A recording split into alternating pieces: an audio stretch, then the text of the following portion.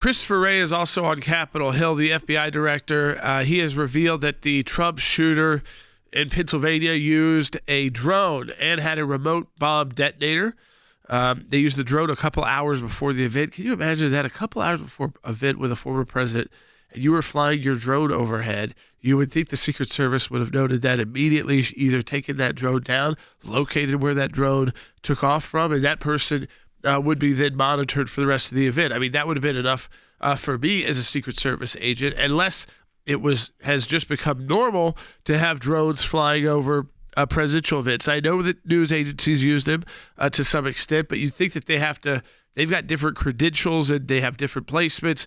This guy was just using his own drone to try and find the best shot. There's talk about accomplices, and they're talking about the bomb making, which they said were relatively crude devices, but they had the ability to be detonated remotely. So he didn't have to it wasn't like a suicide vest.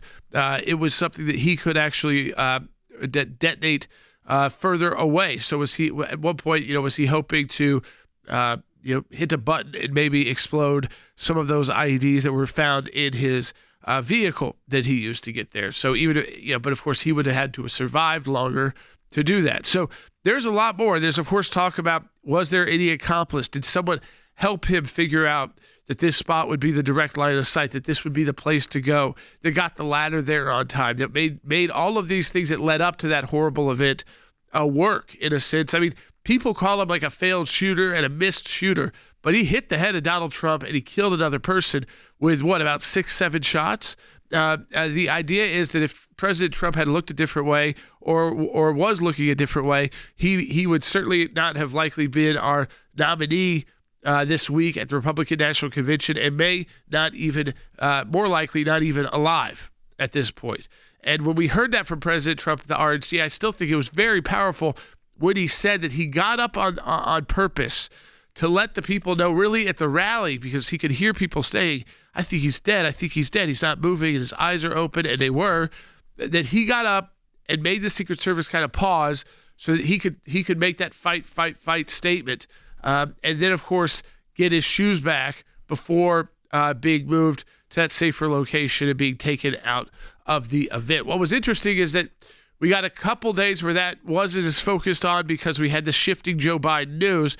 But now, Will, we know we're going to hear from Joe Biden tonight. That's right. In a primetime address, I guess from the White House again.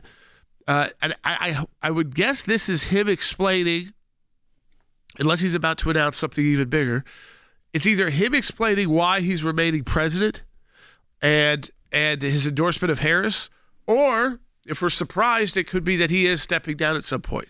That's right. He can't carry out these duties. So from the presidential Twitter account, or X account, at POTUS, he tweeted that tomorrow evening at 8 p.m., so tonight at 8 p.m. Eastern Time, I will address the nation from the Oval Office on what lies ahead and how I will finish the job for the American people. Yesterday afternoon, there was imagery of him both boarding Air Force One, leaving Delaware, and then arriving back at the White House a little bit later. So we have seen the president now since his announcement on Sunday, and he will be speaking tonight to the American people. I'm curious if this is an Oval Office address. With it being prime time, it should be. That's right. He did say from the Oval Office. So when you get that kind of Oval Office address, you get a certain tone.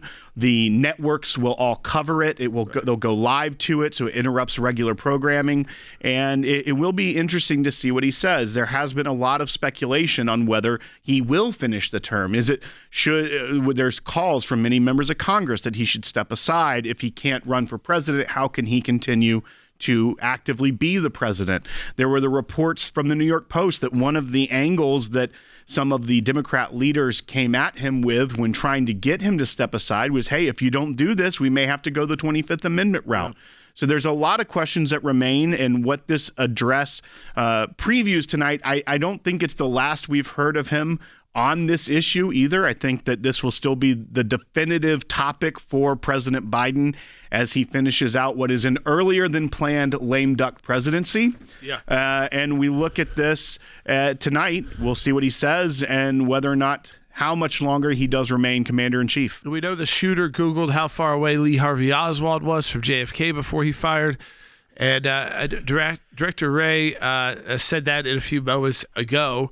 He talked about, again, now we've had members of Congress visit this building that was utilized by the shooter.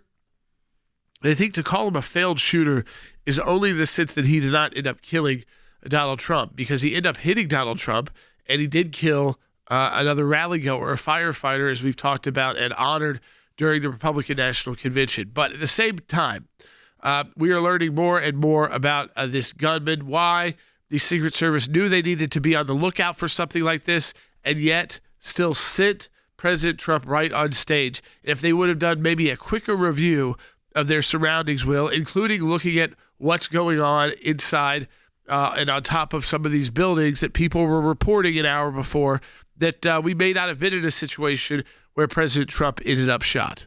That's right. And as the Secret Service director resigned yesterday, there's now an acting Secret Service director, acting director Ronald L. Rowe, and he will be taking that role. It's curious to see if President Biden will nominate someone before the end of his term, or if he will just allow the acting director to play out. But it is also curious that the Secret Service yesterday, it became news that they have advised the Trump campaign against any more outdoor events. Yeah. So that's also concerning, of the fact that, they had a failure, but now as they're doing their after-action review, it seems like they aren't confident that they can secure an outdoor event in this way, especially in a heightened threat scenario, as it clearly is happening at this time. The Trump campaign is going to go along with the recommendations of the Secret Service. They're not planning any more outdoor events.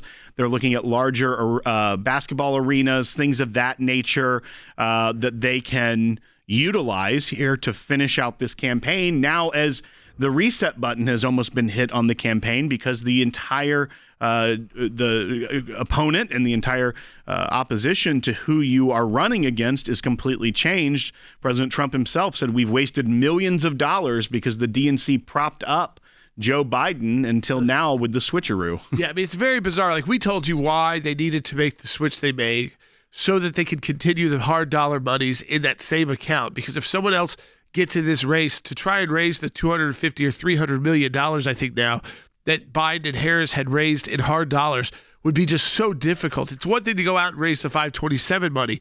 It's a whole other thing to go out and raise money that has a very low cap. I mean, $2,600-ish per individual, double that for a couple.